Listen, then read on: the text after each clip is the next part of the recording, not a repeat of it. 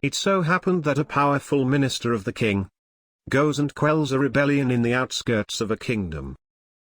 Afterwards the minister returns to the city to meet and inform the king the details of the victory. The king was very happy with the news, and the minister's part in it.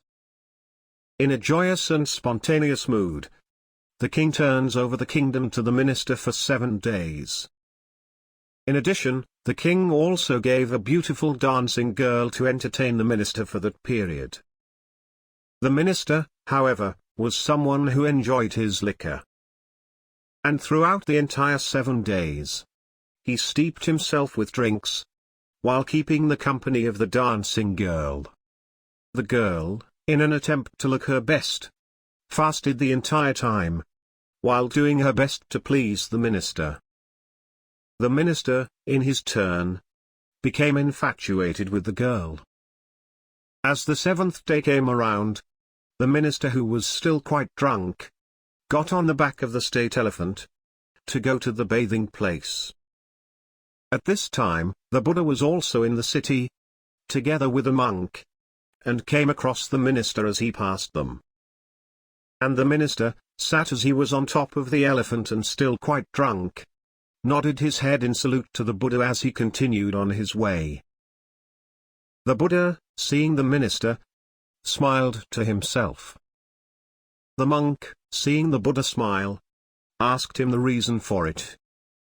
The Buddha, knowing through his psychic vision what would transpire later that day, answered the monk saying that the minister, adorned as he was with all his jewelry, would come to meet him later that day, and that this meeting would end up in the minister becoming enlightened.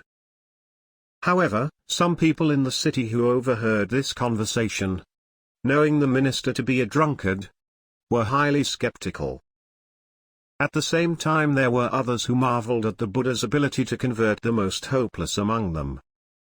After sporting in the waters in the bathing place, the minister entered the pleasure garden. The dancing girl came upon the stage, and began to entertain the minister. Now even as she began to sing and dance, sharp pains rose up in her body, and with that, she collapsed on the floor. She had passed away.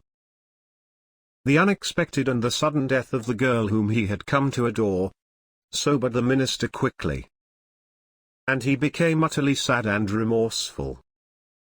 And thinking that none other than the Buddha would be able to assuage his grief and show him a way out of it, he set out to meet the Buddha with his men.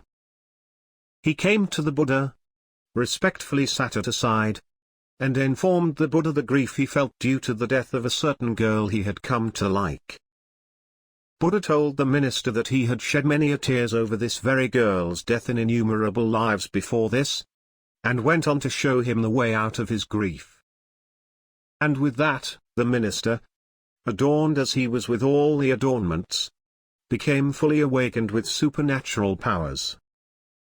And seeing in that very instance, that he himself did not have long to live, asked the Buddha's permission to pass away.